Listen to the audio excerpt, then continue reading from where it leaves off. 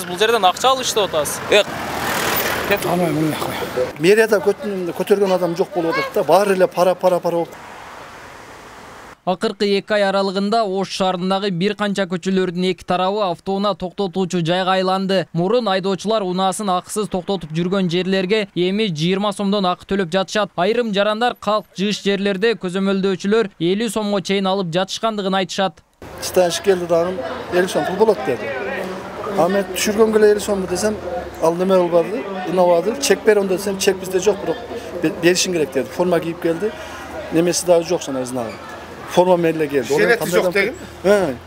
Ол желетти де любой же сатып атпай, onu алып эле кийип алып турган, бирок ошону бизге мына неменен чечип берсе болмок да, мэрия жактанчы. Ушул нерсени чечип берсе элге жардам болмок. Азыр сезон алма алып келип сатып атабыз, башка кылып атабыз. Бирок мэрияда көтөргөн адам жок болуп атат да, баары эле пара болуп калды. Чек алам мен, любой жерден чек алам. Аналардан ham азыр Араванскийдин беркип Курманжановкадан да алып калып тур да. Чекчи. Чек беребиз ошол станка пул албачы эле да. Мына Араванскийдин ойдо келип аткан Курманжановка көчөдөнчү. Анан мына Зайнабиновдон да чыкканда ал мечиттин биягынан да албайт эле да.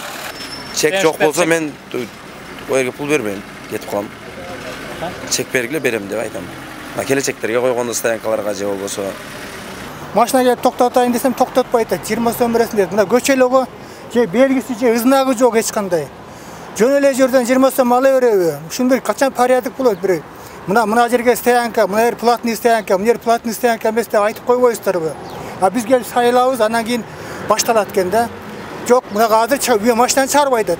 20 сом бербесең чыкпайсың дейт. Любой жерде өзүм ишиме жооп берем. Аткан ишиме. Мен уруксат эле бердим, волонтер иштеп атам. Анын өчүрүп эле койсоң. Неге? Неге тамыз атасың? Канча иштеп атасыңар бул жерде? Бул жерде парковка, станкада иштеп атабыз. Кимге бересиздер акчасын? Өчүрчөй аксы. Анын.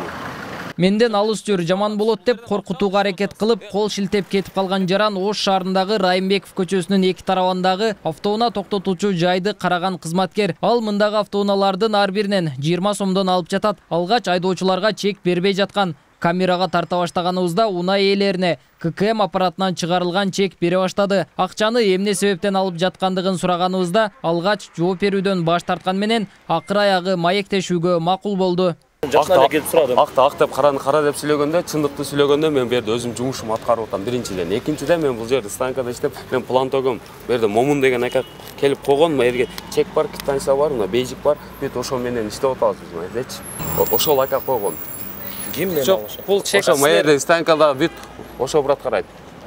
Чекти качан аласыңар, кимден аласыңар? Эртең менен бизге берет да, оны ылдыйдагы оны станциялар иштеп жүрбөйбү? Ошол жерге ошолорго берет, мен келем да ошолордон алып, жумушумду жүрөм. Райымбеков көчөсүнөн кийин шаардагы Тешикташ базарына келдик. Ал жердеги автоунаа токтотуучу жайды караган кызматкер суроолорго жооп бербеди. Бирок колундагы чектен бир даана алдык. Кызыгы кассалык көзөмөл машинасынан чыгарылган чектер окшош болуп чыкты. Эки жайды бир адам, тагыраагы Абдимомун Тагаев аттуу жаран иштетип жатыптыр. Алар ККМ аппаратынан алдын ала чек чыгарып алып, аны айрым гана айдоочуларга беришет. Көпчүлүк акы төлөөчүлөр жөн эле акчасын бере салып жол алышат. Эреже боюнча айдоочулар акы алгандан кийин гана чек чыгарылып берилиши керек.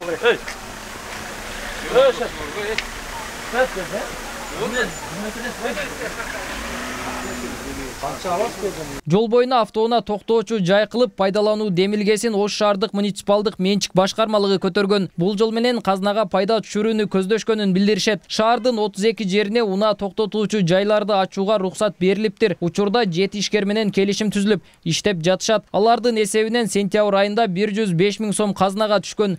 Муниципалдык менчик башкармалыгы калган жерлерде да автоунаа токтотуучу жайларды ачууну көздөп жатат. Негизги мына борбордуу көчөлөр деп атап айтып кеттим, базардын ичиндеги Райымбекова, Карасуйский көчөлөрү, наркы Масалиева көчөлөрү, Курманжандатка, Ленин көчөлөрү, южный жакта Төлөнов көчөлөрү, Шакирова көчөсү, андан тышкары тиги Орский райондун көчөлөрү, Разахова, Салиева көчөсү, теги базардын ичиндеги Бешкөпүрө көчөлөрү, ошол кайсы жерде автотоктомолор көп токтогон жерлерди иретке келтирүү максатында биз кайрадан тиешелүү мамлекеттик ишканалардын макулдогон негизинде бүгүнкү күндө иш алып барып атабыз. Ошондо булар сиздерге төлөй турган акчадан сырткары өздөрүнүн чыгымдарын эсептеп канча сом коюшту алар өздөрү чечеби деген суроо болот. Өздөрү чечкен үчүн ошол 20 сом коюп атпайбы? Ошо чыгымдарын эсептеп башка сиздер менен биз ал үчүн биз 50. Демек алар 50 сом койсо дагы өздөрү билет экен да. 50 сом өздөрү жок, 50 сом кое албайт. Жергиликтүү бийлик көчөлөрдүн талапка жооп бербешин унутта калтыргандай, себеби Ош шаарынын ички көчөлөрү аябай тар жана унаа тыгыны үзүлбөйт. Мындай шартта жолдун бир бөлүгүн унаа токтотуучу жайга айлантуу канчалык туура чечим экендиги ар бир жаранды ойго салат. Казынага каражат түшүрүп жатышканы алкоого ала турган иш. Бирок ал үчүн алгач шарт түзүп, жок эле дегенде автоунаа токтоочу жол сызыктарын чийсе жакшы болмок. Ош шаарынын вице-мэри Жасур Айзимов унаа токтотуучу жайлардын чийимдери эми чийилип башталат деп жүрөт. Азыр биздин максат биринчиси да местный бюджетке акча түшүрүш, экинчи максат ичинде тартип болуш керек да, машиналар каалаганча коюп кетет да, экинчи линияга коюп кетет. Ошону бир контроль кылып, ошону кичине көзөмөлгө алыш максатыбыздан бар да. Линиялар кайсы? Линияларды энди баштайбыз. Ал бар. Ошону баштап алып кылып алган кылбайбы? Мен айтып атам, азыр бул пробный да.